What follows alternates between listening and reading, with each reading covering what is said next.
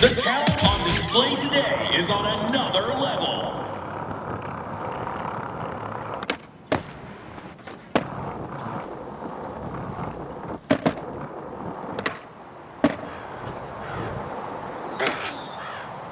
What happened there?